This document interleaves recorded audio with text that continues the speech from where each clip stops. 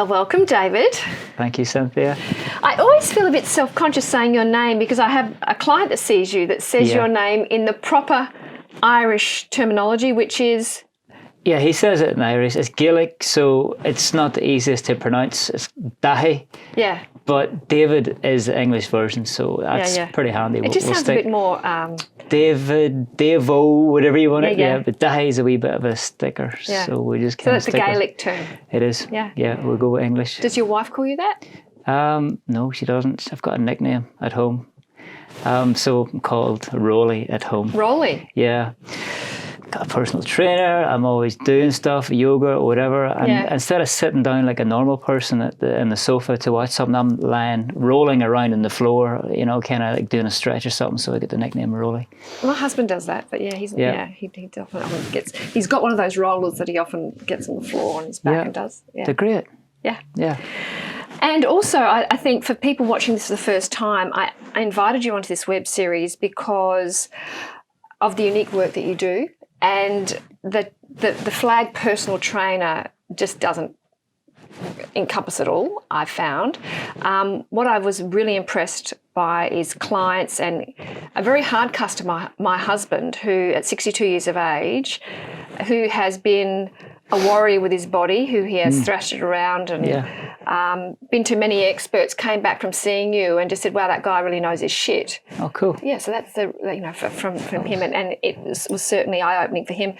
Also for me as a woman, I think my curiosity got the better of me because I was seeing the progress of the clients that, we both work with. Mm-hmm. Just in the different approach, the fact that, you do the whole body, the holistic approach, bit of yoga, a lot of talking. And I know when I came to see you as a 57-year-old woman, I mean, I think just getting comfortable and talking about, I think I mentioned to you my son had just gotten married. I'd been dancing in high-heel shoes. I think there was some emotional letting go of the first baby, all of that went on. And I know after I came out of my...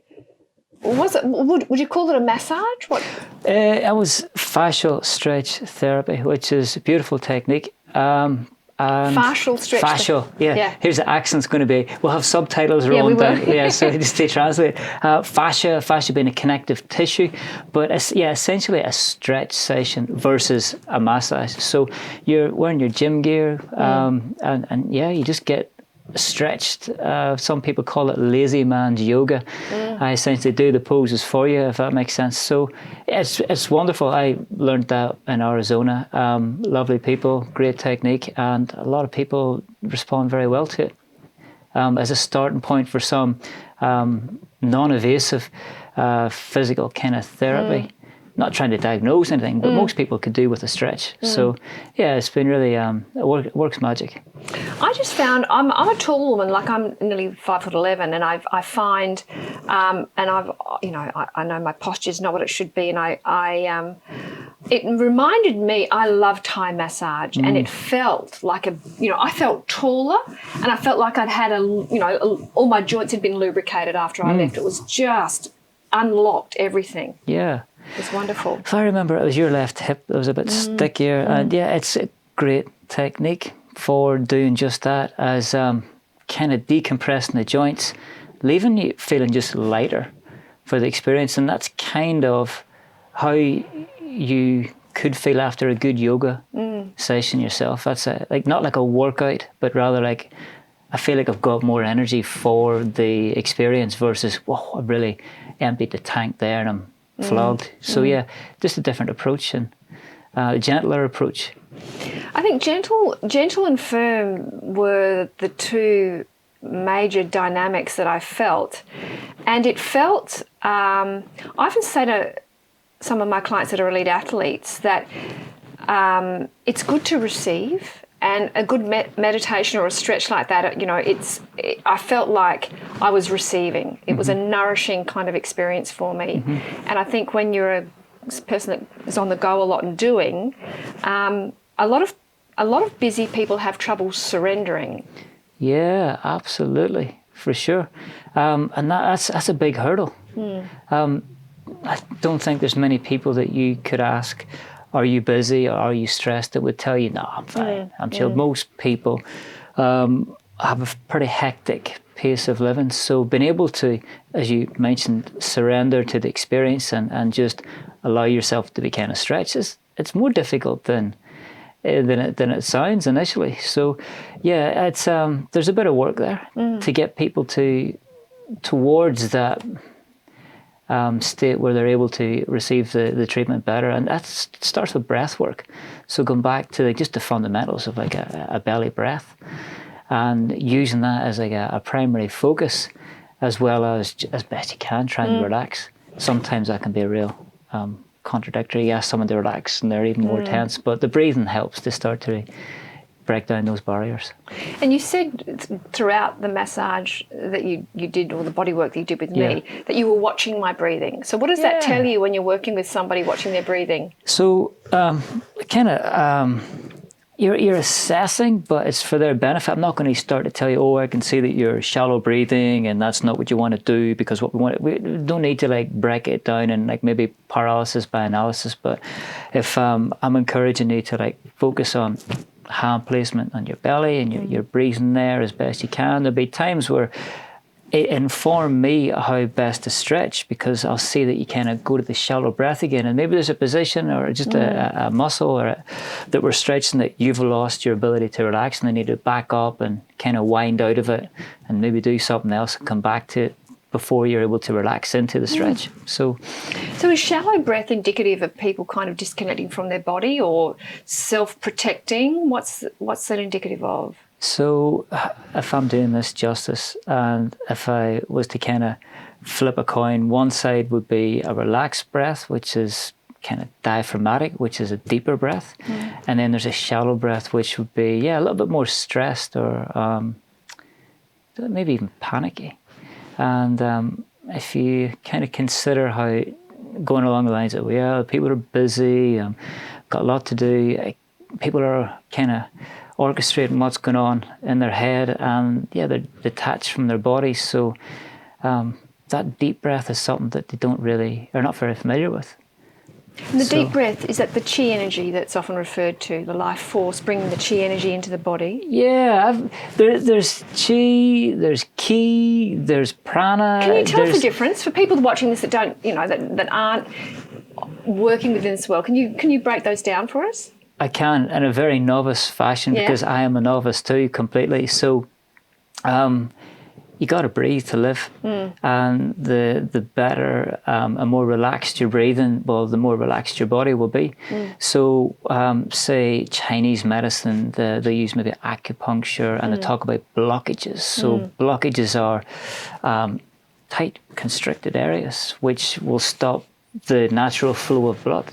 And if you're able to breathe in a more relaxed fashion, you're encouraging your body to let go, and then allow or reduce the blockages, and kind of, if you want to use the word nourish, absolutely, just breathe to allow the body to be in a better way of going. You can breathe too deep. Is that hyperventilating, or is that's shallow breathing? There's hypo, there's hyper. You can take big deep breaths, but if you take big deep breaths and then you shallow exhale, you're getting yourself amped up still. Okay. So I think, as in a novice term, if you can breathe towards your tummy, but also exhale slowly, or even a little bit slower than your inhale, then you're really starting to relax and switching the nervous system into the parasympathetic, as opposed to being amped up, fight or flight, in the sympathetic nervous system, where it's all go, go, go. So the sympathetic nervous system, what does that mean? Your body's, say, could be resting and digesting, or it could be in flight or fight mode. And the fight or flight mode, these days, it could be, say, the experience of driving and traffic, and you're kind of like in a concrete jungle, and you're amped up, and your body's responding to that by maybe a slightly increased heart rate, shallow breathing, and you're very mentally aware of what's going on, versus, that's getting a wee bit amped up even talking like that, but the opposite would be just being able to chill, to start to settle down and relax, just being, not doing, but just being. And which is what meditation is all about. Yeah. So, for example, you don't want to be walking and eating. You want to be like sitting down, comfortable to eat, to do justice to whatever kind of food that you're consuming, so that you can be your present. body, your body can use it to the best of its ability. So, a lot of people do tend to eat on the run, but it's not ideal. So the parasympathetic is a unfamiliar state for a lot of people these days. And through the likes of meditation or mindfulness is a term that people are getting more and more familiar with. These are kind of tools, techniques to get people just to drop into a more relaxed state of being. We both know what it was like to grow up without mobile phones, without tablets. There's only one phone in the house maybe, so your extent of bombardment from everything going on in the world would be reduced to what? Maybe a telephone and a television.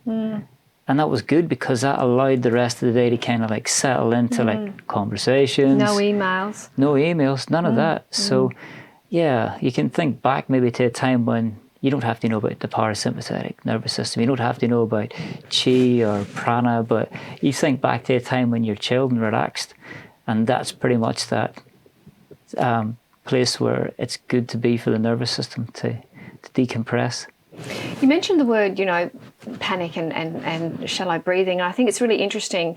I'm sure you hear it with a lot of people that come to you, and I do with me. Panic attacks and anxiety, and it's interesting, as you sort of said, we hear more about it now, and one could argue, well, it's because we're so connected and it's media's everywhere, but media being everywhere could well be a contributing factor to the state of hyper alertness and anxiety that many people are living in. And as you said, surrendering and rest and repair rather than fight and flight is not a natural state for many people, myself included, which is why I have to meditate every morning, and being a person that can so easily disconnect.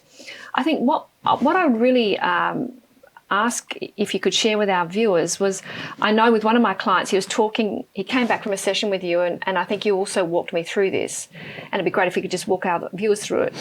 Is it crocodile breathing? Yeah, the crocodile breathing. Yeah, that's a good starting point. Yeah, so for people that don't know how to do that, we might just walk them through that. Yeah. Which is a way to take yourself from fight and flight into that rest and repair, into that calm state.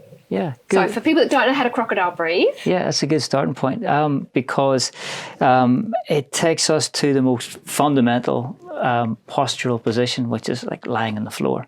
So did crocodiles really breathe? Is this why we're calling it crocodile breathing? I think you're looking a little bit like a crocodile, the way you kind of use your hand here on the floor and you've got your arms out like that and you're pretty much stretched out, so you might look a bit like a crocodile. But you can do it sitting down in the car. You can do it anywhere. Yeah. So if you consider that when you're lying down, and you've got the contact of the floor with your tummy, it's really easy to breathe into your tummy. So it's best to do this laying with your tummy on the floor? If we start with it, like lie on the floor, lie on your tummy, and use your fist as a little bit of a pillow so your nose isn't crushed into the floor. Okay. Work on breathing through your nose into your tummy. So we'll just give them a minute to get on the floor. So they're on the floor, on their tummy, with their fist on their forehead as a bit of a pillow. Yeah. So, and this is a little technique that you can do in the middle of a shopping centre. You can do in the middle anywhere if you just feel a panic attack coming on. Yeah. But also something you could do for yourself at home if you're having an argument with somebody. You could go and take yourself into a bedroom. Yeah. And I love the fact that you're earthing. I think we spoke about, I love words, and the word earth and heart are the same letters. Yeah, I remember you saying that. Yeah. The word listen and silent are the same letters. And to listen to the body and to earth and go to ground, literally, and reboot. Often when we know when the phone's, running on low battery, you're not getting your best reception, and human beings are the same. If our batteries are low, we might need to do a reboot or plug in, which is what this crocodile breathing can do for you. So you're on your belly, on the floor, you've got that as a little pillow. Yeah. What's the next thing they need to do? You're going to tune into your breathing, preferably breathing in through your nose. And with that breath in, you want to feel how your tummy expands against the floor. So that sounds like the opposite thing, because I know if I'm not thinking about it, if I breathe in through my nose, that's a chest breath. So if I breathe in through my nose, I should be pushing my stomach out. Yeah. See, I go to breathe my tummy in. So you breathe in. So it's the opposite. You breathe in through your nose and you want to push your tummy out and fill it up with air. Yeah. And it's easier to do when you're lying on the floor. Because you can push your tummy against the floor. Yeah. So the more difficult, say that with posture, like when you sit, it might be more difficult. And then when you stand, it's more difficult. And then when you do an exercise, it's maybe even more difficult again, which is why we say, look, let's just take all of the complexity out of it. Have you lie on the floor where you can't really go too far wrong. And you start just to feel how your tummy does expand when you breathe in. So do you hold the breath? You breathe in deeply through the nose. You expand your tummy. Are you holding the breath at all? So let's say we use something like a count. Breathe in for 4 seconds. Maybe hold it for 1. And then try to exhale for at least 5 or 6. So as you exhale, the tummy comes in and it comes out through the mouth? Either or, mouth or nose, whatever you're comfortable with. Okay. Yeah. And that's kind of like the first aspect. I'm starting to give you things to juggle, things to try and consider. So the first one is just feeling that you're breathing the tummy.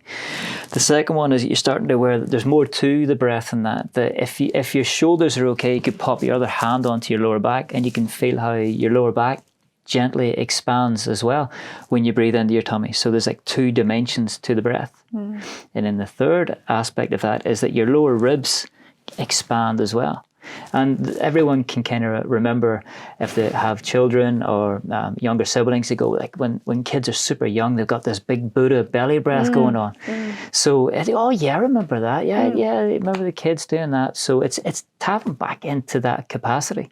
And when you're on the floor, it's just so easy to do. So you've got like those 3 dimensions to your breath. And you're breathing in for 4, hold for 1, exhale for 6, maybe hold for 1 again before you start your next inhale.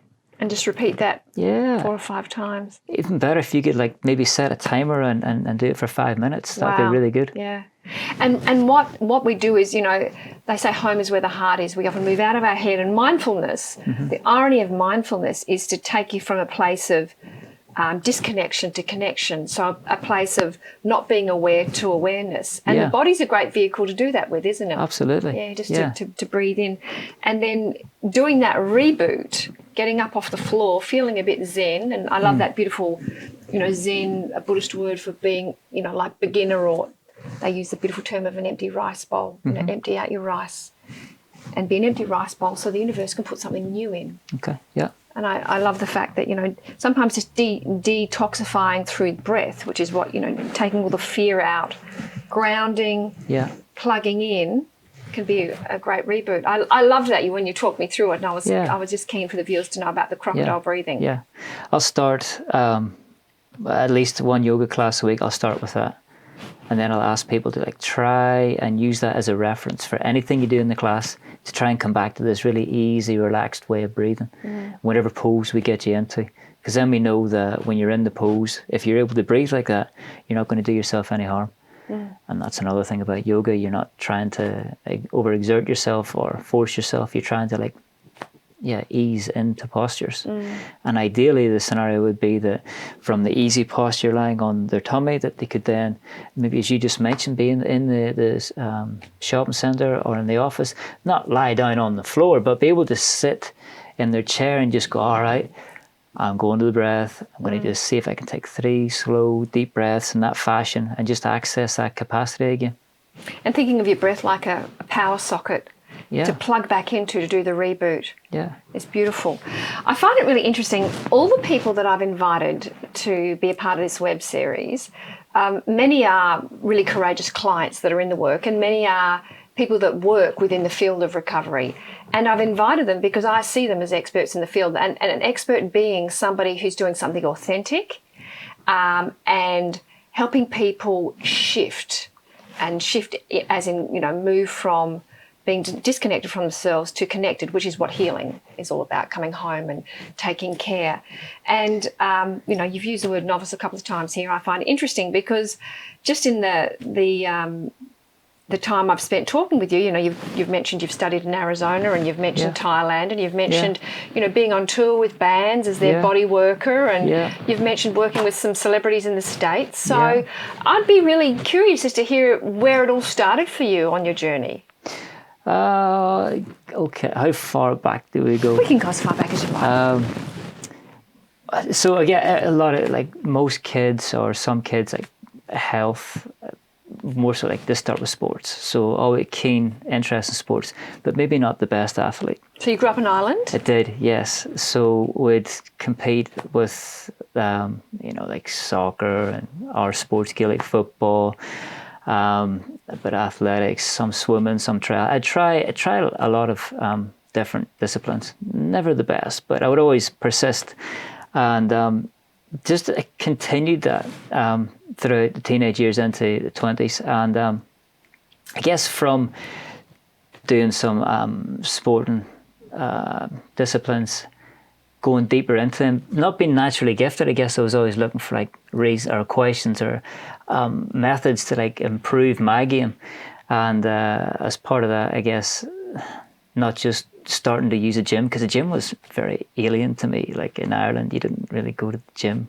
So I didn't get into the gym till I was like nearly 30. But it was like another dimension of like looking after your body. And with that, I guess I did a degree in psychology. So I was kind of mind, body, dimensions to overall health.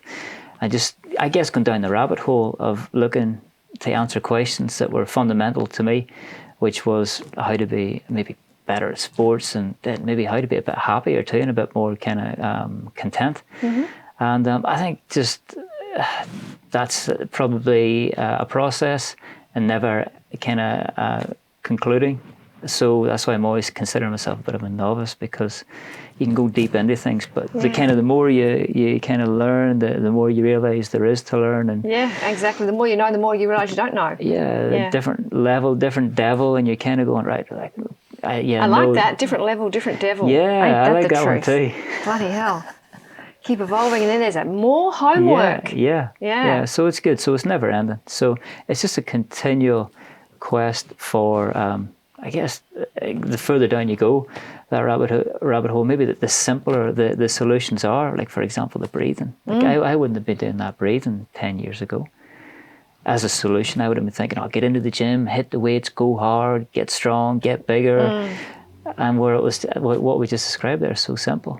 Do you know, when I'm working with some of my elite athletes, and actually a conversation with a soldier from the Australian Defence Forces comes to mind, and he was saying, whenever I get stressed, I just got to run. I go for a run, and, the trouble is I come back and, the wife doesn't feel better, but I do, and I said, sometimes it's not about doing, it's about being. And it's not, going for a run's a great thing, but not as an avoidant mechanism. Sometimes being still and being present is the discipline.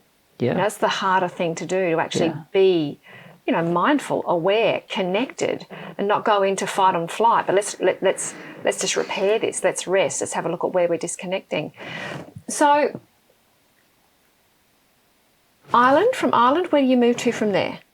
I'm a bit of a gypsy, so I've been all over. Mm-hmm. Got family in the States, and backpack a few times to Australia. So I actually met my wife here, but we moved to London to live for a while, and then we came back here. So yeah, I've been all over, for sure. So you studied massage in Thailand, did you say? I did, yeah. I studied the fascial stretch therapy in Arizona. And whenever through just studies and investigating, there are kind of, you want to call them gurus, but people that really know their stuff.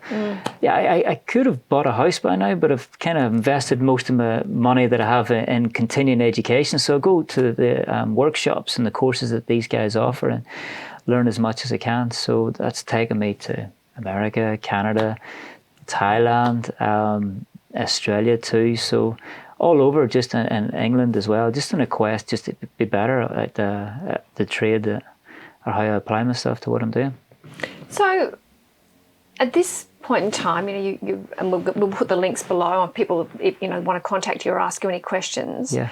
Where do you see, your future adventures in exploring? Where would you like to take this work? So I'm currently doing some formal education to be a meditation teacher. And that's, I think, very important in this day and age. Like you mentioned, is anxiety and depression, are we just more aware of it now? But whatever way it works, for example, the United Nations have put mental health at the top of the list of priorities to address. No longer is it cancers and heart issues. It's mental health on a world scale. So that's pretty phenomenal. And when you consider how best to go about addressing that, well, maybe the best way to do it is a blend of Western science, because a lot of people need to see the statistics in order to be convinced that they need to try something.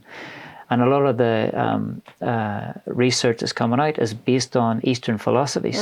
So when you have Eastern philosophies put to the test against the rigors of Western scientific standards and coming up trumps, we're kind of going, there's something to this stuff, and we need to be able to dilute it in a format that it's applicable to most people out there. So that's I'm doing that. That's the short term.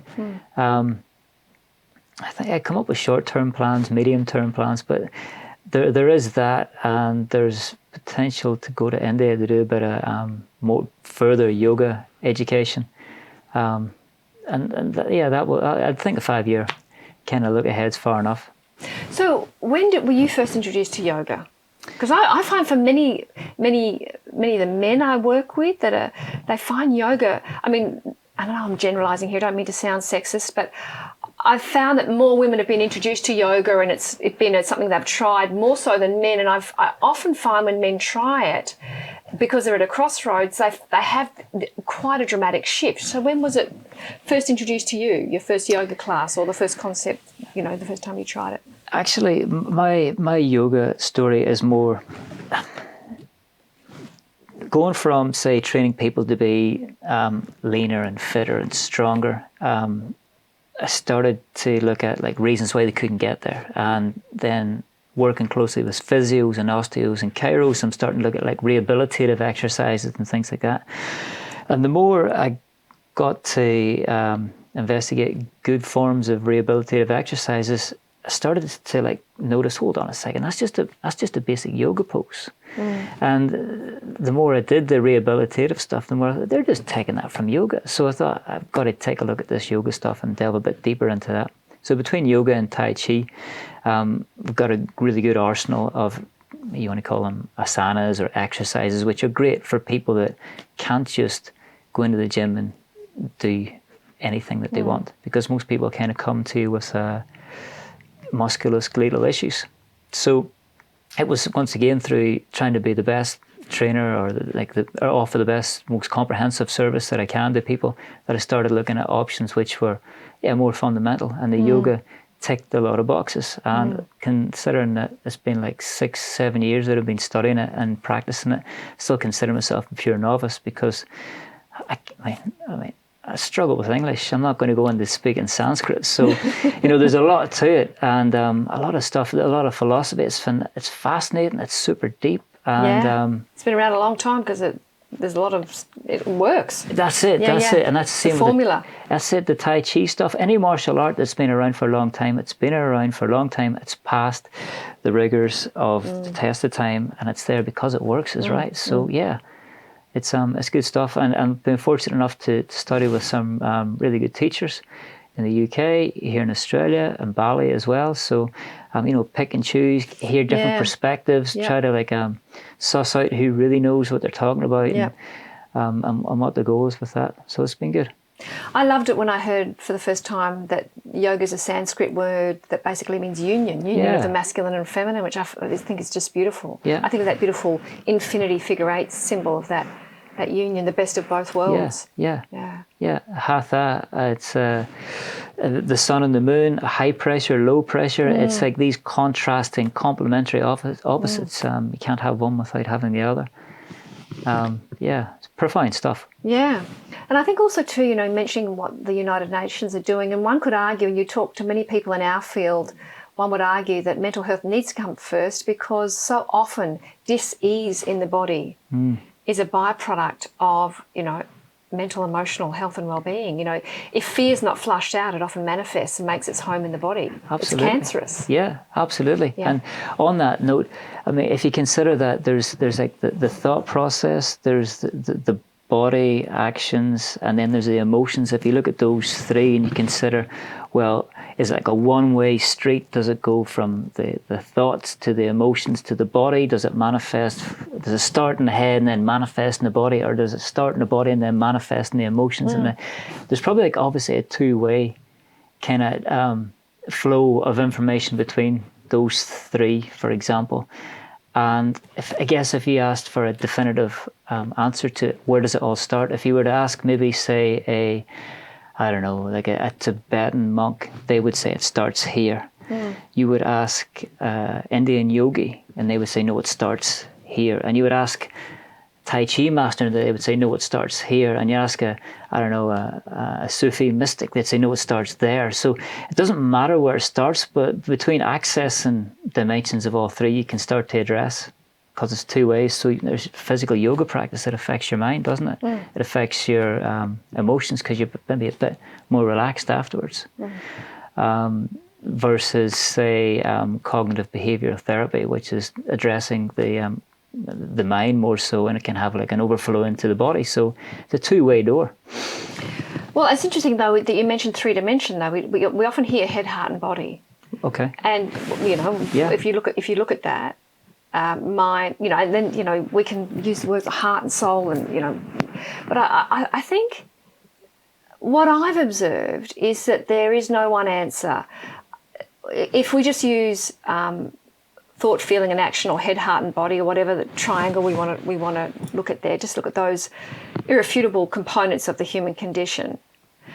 My observations have been, I think perhaps human beings come with a portal that is almost like their default setting. So, for example, if I'm working with an elite athlete, whether it's a ballerina or a rugby player, the portal through their body seems to be the strongest portal with which they receive the world, and then energy flows from their body, their physical being, into emotional and intellectual. And then I meet other people that are just academics. They're just fucking brilliant. Look at the Einsteins of the world, the Stephen Hawkings. They've just got these amazing minds. And it's almost like the universe opens through the portal of the intellect.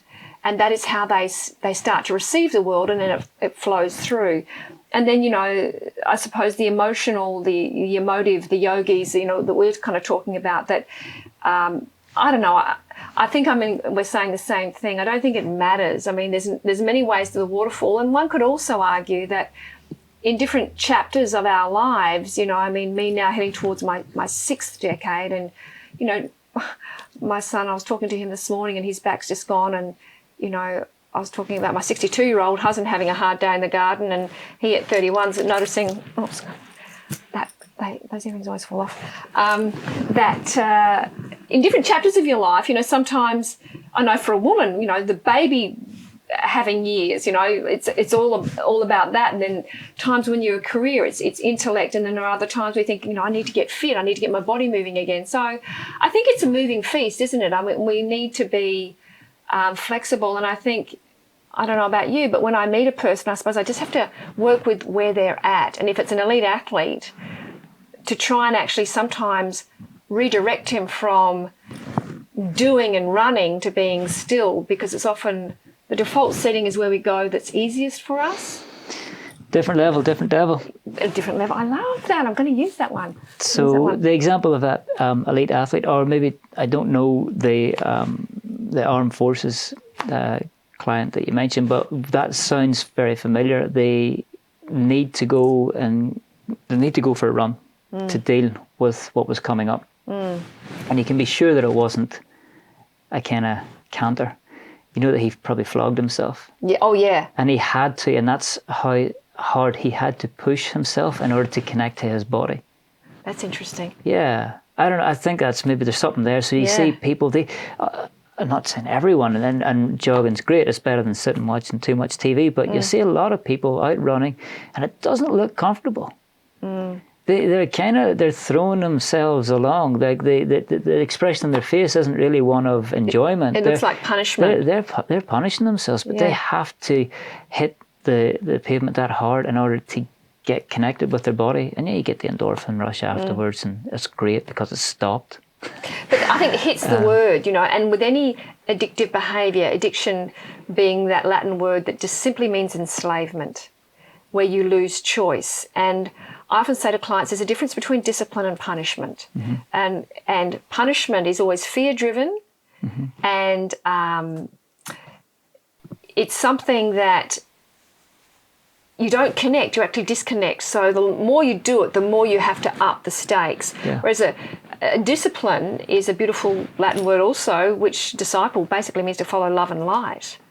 And, it's a discipline to live a healthy life, to live a balanced life, to be disciplined when we're angry, to be disciplined, when we're disappointed or whatever else. And so that punishing face that you're talking about, and I similarly, so, you see people at the gym, taking human growth hormone and all sorts of stimulants to almost armor up, bulk up, which is not, that's, in some ways it sounds like it feels like it's punishing the body. It's almost like their bodies, some people's bodies, they look like their necks are going to explode. Yeah. It's that pushing beyond what's healthy and nourishing in order to, and physical exercise, like any form of addiction, anything that we're enslaved to numb off from feeling ends up owning you down the track. It really does, which is what enslavement's all about. I'd be interested in your take on when you work with people that, and I'm sure they would confide in you, that they're struggling with maybe a substance or, corrosive behaviour. What have you observed over the years?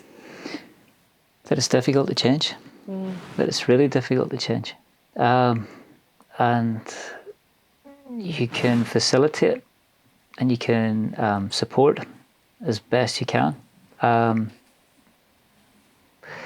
But at the end of the day, there are a lot of people that revert back to those like some form of habit which is not beneficial, and it's not the it doesn't. Like, I'm not really maybe doing that justice. That's just my own experience. But yeah, it's just unfortunate. Like working with, say, people that are like really overweight, that have been told by the doctor or surgeon that you need to lose weight or you will die. Like you can't get any more severe than life or death. And yet, despite that medical diagnosis and prognosis, they still, after an attempt to get healthy and fit and drop weight, they put the weight back on and then some. And it's because, they've reverted back. Now, that's pretty intense, that people fail in their attempts to, and then I sometimes feel like I failed them too, and it's like how far do you have to go, or how do you connect with someone so that they are self-empowered to make these changes? It's difficult. It's really difficult. So yeah. I think it's an interesting point you make, and I being a recovering addict myself, and having to go to many different levels within myself and meet many different devils within myself, pleasure centres, and becoming a pleasure junkie can soon form an addiction, whether it's food. And I often say to clients, and when I'm working with psych students, when I'm talking at a university to people that want to do addiction, I say, well, if you're working with addiction, 70% of the people you work with, give or take, are going to have trauma. And we know this to be true. And you're hearing a lot of talk these days, the opposite of addiction is not sobriety, it's connection. And if people are disconnecting from themselves, whether it's with food or drugs or sex or excessive exercise or whatever it is, whatever weapon of mass distraction they're using, if you don't deal with the emotional driver, I've had clients that have had, they've had weight loss surgery. But if you don't deal with the driver, you may, within 3 years, and it's interesting to look at them within a 36-month period because, weight loss surgery works. Mm-hmm. But I notice that people that don't do the work, I've got clients that have done the work and they keep that off and they reboot their life into a healthy way of living. But the clients that don't do the work, one or two things happen. They swap the witch for the bitch. So the driver that they had, because there was so much discomfort and so much trauma, and often it's so deep they can't even articulate it. They can't tell you what's going on in their heart. They don't drink or drug anymore, they don't eat anymore because of the restriction, mm-hmm. but they swap it for another addiction, and they get in trouble with cocaine, with alcohol, with porn, with promiscuity. Or they start drinking their calories. Because if we don't deal with the discomfort and the dis-ease in the body, you know, the best personal trainer under the sun, the best yogi, the best therapist under the sun. And I often say to these people that are working in trauma, until you give somebody with trauma the tools to actually, because addictions start out as a form of self-soothing. You know, when you are, I know as a little girl, you know, before I discovered drugs and alcohol, I was using self-harm. I was ripping toenails off until they would bleed. So because I knew that the next day at school, if I was having a flashback to one of the horrors that had happened the night before, I could press my little toes, and this is in grade 1 and 2, up against my shoes. My toes would bleed and it would divert, because pain is a great way to divert. So people that self-harm are often diverting, not trying to kill themselves, they're trying to divert. We all know when you've got a migraine or a toothache, you can't actually be fully present to anything else. So painful self-harm is a form of diversion, but also too, if you haven't got a form like that, you can sedate yourself on food, you can use drugs, you can use any form of pleasure center, you can go gambling, spending, have a lot of sex, and that will move you out of feeling into a pleasure center of reward. And I absolutely agree. If we don't deal with, it is hard, change is hard, and people need a lot of courage and support to go that deep to those levels and meet those devils. And I heard a beautiful saying the other day, and it made me, I feel this way about my husband, and it said, you know, his love roared louder than my demons. He's met all my demons and he hasn't shied away. And I think, but in saying that, you have to do a lot of work on yourself to actually show people your demons, your dark side, your shadow self. Until they love you at your worst, they don't deserve your best. But until we meet ourselves at our worst, and this is why many people come to a therapist, because in that private time, that capsule with you, hopefully you can help them unlock some of the shame around that, because it's the shame, I think, that people often need to detox from. That if you, you know, because often if they could have spoken to somebody about it, they would have by now. I know I kind of went off into the wilderness there, but I think that those levels of depth that we have to go to, and you know, you can only do baby steps. And I think one thing I really found energetically about you, I mean, you've got people that do this work, there's an energy behind the eyes, and you can pick that up straight away. And I could feel that you were absolutely present, and connected, and listening, and you cared, and you're an empath. And I think when you've been disconnected from yourself and all of a sudden you have somebody sitting opposite from you that is connected, it's almost like a phone charger you can use for a little while until you learn how to do it for yourself. It's a form of energy. That's a good way to describe it. Yeah. I'm probably not quoting this correctly, but I think it's Sufi mystic Rumi, R-U-M-I. Yes, Rumi, yeah. One of his quotes goes something like, all the terrible things we do because of an inability to stay present with the uncomfortable sensations that are. And that's what you, maybe going back to the breathing and using that as a starting point and which to deal with, rather than go outside the body to self-medicate and all the things that you're talking about. If they can start with that breath, that's like probably the most fundamental way to of a building block to get towards that ability to look after oneself and not revert back to the default, which is the destructive behaviours. Sorry, I'm maybe going off the wilderness there and a bit of a random. The wilderness is a great place to be. You know, it's nice to wander into those realms, because there is so much there. And I think that I remember one of them, I used to want to punch him in the face every time my therapist said this to me, but he would say, you know, this work is all about you staying with this uncomfortable feeling. It's like planking.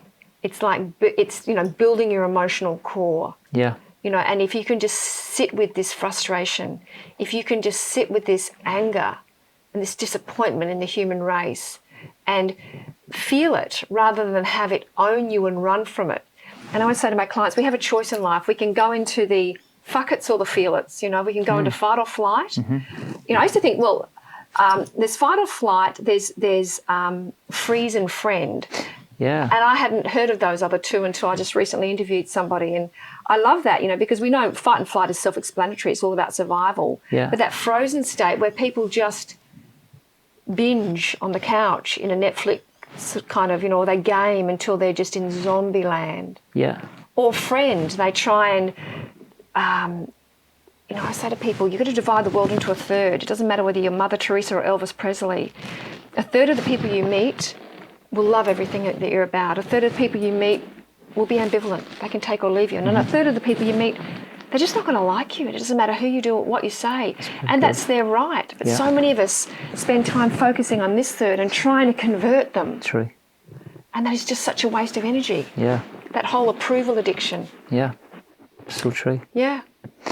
What was it? To add to what you're saying there, I guess, you can say, as you said, you can, when the way the world is, you can throw your hands up and you can just kind of make excuses. Or I think what I do tend to maybe read a bit too much about what's going on in terms of politics and the world, and it can get you down. And what I'm finding is really difficult, and I know it's probably a challenge I have right now, and it's that maintaining or developing a positive disposition despite that, which is kind of what you're saying too.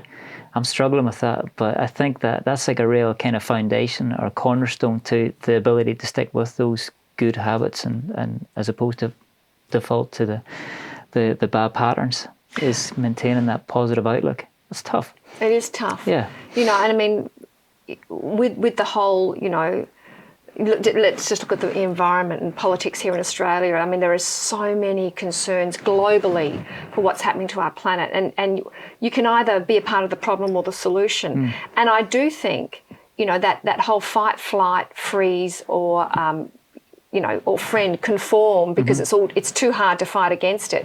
We either go, fuck it, it's too hard, it's all lost, it's all doom and gloom, or we feel it. We feel those hard emotions of disappointment, anxiety about, what state is the planet going to be for my grandchildren, and feel it, and then try and focus on a solution. And I am a staunch believer that shame is never a solution. Agree to disagree. We cannot enable dysfunction. We don't want to be enablers. You need to be able to stop. You need to have boundaries. Red flag, no further, this is not okay. However, when we start to dehumanise, when we start to shame people, we become the very thing. We become a part of the problem because, human beings generally armour up if you shame them. You can't get in. Yeah. They go to war.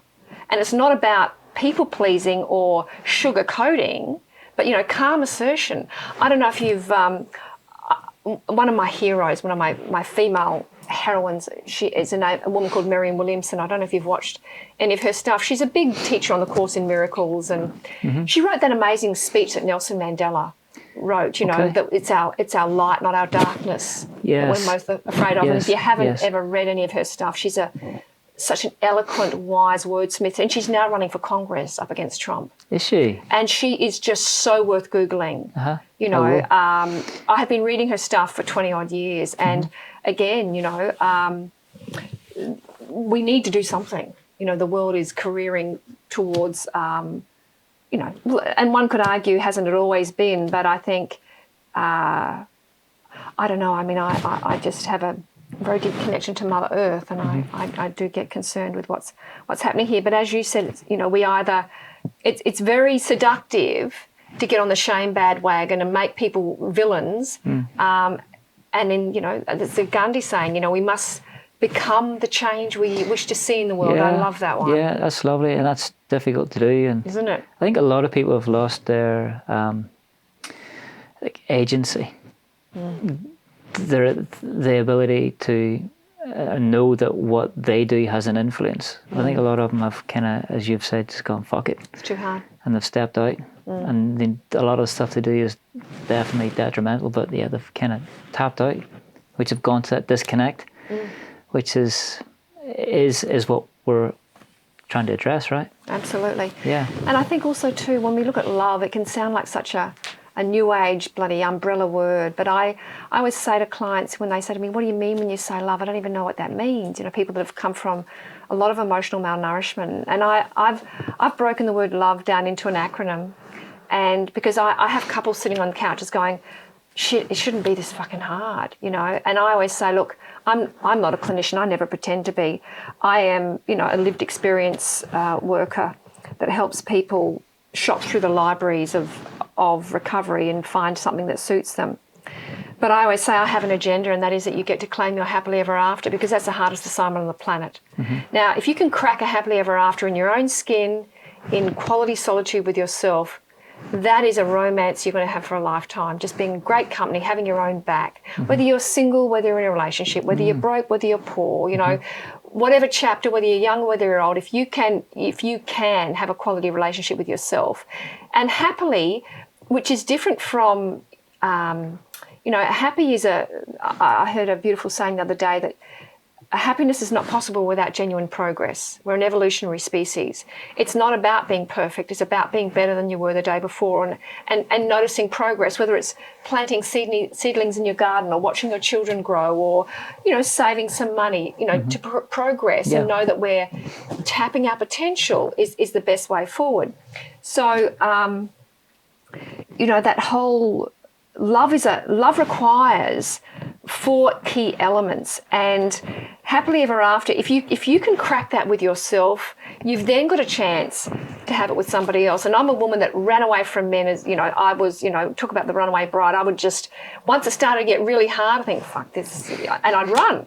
And because I probably didn't have a robust relationship with myself. They were good men. I just didn't have the emotional muscle.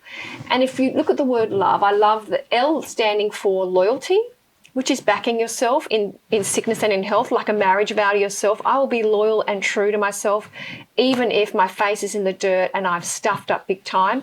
I'm going to back myself to be a better version of myself tomorrow and own. I'll be loyal, I'll own my mistakes, but I'm not going to abandon.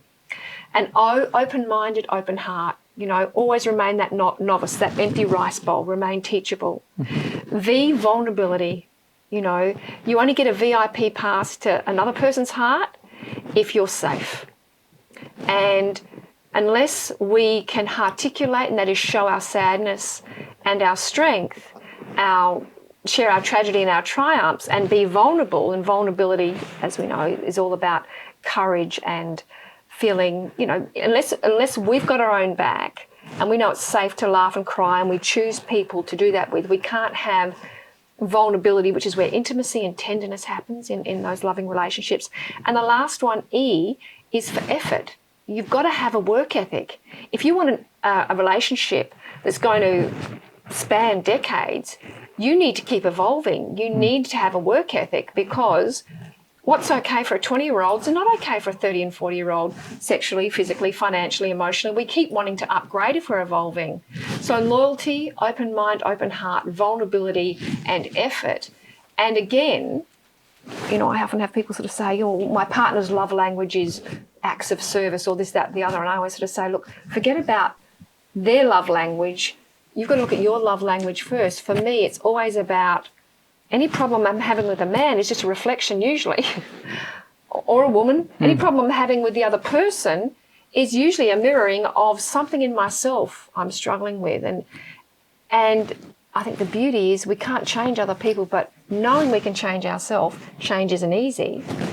But that self-love that we're talking about, that, you know, and again, I love the fact that it all comes back to sometimes just anchoring and breathing, backing yourself, plugging in, you know, all the beautiful things that we've spoken about, and you know, healer. And you are a healer. I've watched your work energetically. I've watched clients come back, and there's a light on. There's like little fairy lights on in their eyes after they've come to see you, because you've helped them. And whether they've plugged into you, it doesn't matter. You know, you've been a power source, and that, you know, empowerment is very much about, you know, being a lantern bearer. When people are in the dark, turning your lantern up so they can see where they're going. And I just wanted to pay tribute to you, because you're doing really unique work. Oh, thank you. And it was just, I learned so much from just being in your energy. And I suppose, you know, I ask a lot of people as we're sort of concluding an interview, and you're still a very young man, you know, you're 42. 42, Yeah. But, you know, I think one of the clients I was speaking to earlier was talking about their hit by a bus statement, you know, like he was sort of saying, you know, I want to be clear that this is my legacy to my, you know, to my work, and he's a martial arts guy was talking about that. And I suppose I'd be interested, David, you know, your footprint that you'd like to leave on this earth. You know, none of us get to know how long we're here for. What would your message be? You know, what would you like to leave behind as a legacy of your time here on earth? Great question. Not one that I consider often, but it's probably one that I should. The thing that would definitely a mission that I would love to get deeply involved in would be taking the vehicle, which is yoga, in its authentic form, non-secular, just the basics of it, the postures and the breathing and the principles of which to live by, and have that integrated into, say, the Irish or the Australian or like a government level strategy for education. So that when kids come to school from a very early age, they're given these tools to self-manage. To be able to help forward that cause, that would be, I think, where I'm at. How cool would that be that your kids do, instead of physical education, running around the bloody oval? And, you know, not all of us want to do cross country. It would put me out of a job right now if everyone was to do it, right? Yeah, because you have a lot less issues. So yeah, definitely, it would be amazing.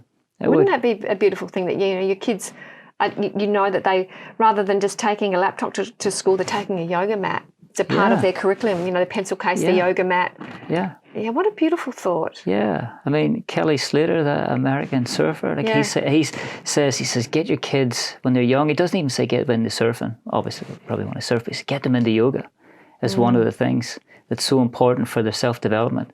And like parents will toss up between individual sports and team sports, and that's great, but that's a competitive dimension. That's like me against others in some shape or form, and there's many benefits to that, but it's before all that, just to take this fundamental yoga practice for them to kind of develop skills for themselves to live a life where they are present would be something else. That's a beautiful thought. Yeah, I love that. Yeah, a lovely thing to ponder. So is there anything else before we finish up that you would like to share with our viewers, or anything else you'd like to add that we haven't touched on today? I'm sure I'll walk out the door and think, oh, I should have said that. Well, I might have you back for series 2. Okay. Yeah, if you can think of anything else, but...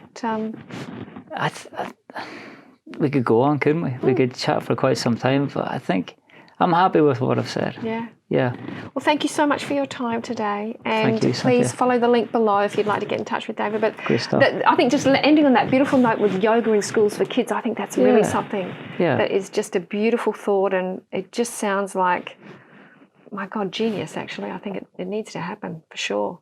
Hopefully my grandchildren will be bringing their the yoga mats to school. Wouldn't that be a lovely thing? That would be great, wouldn't it? Yeah, beautiful. Thank you for your time today. Thank you, Cynthia. Thank you very much. Thank you for watching. Bye.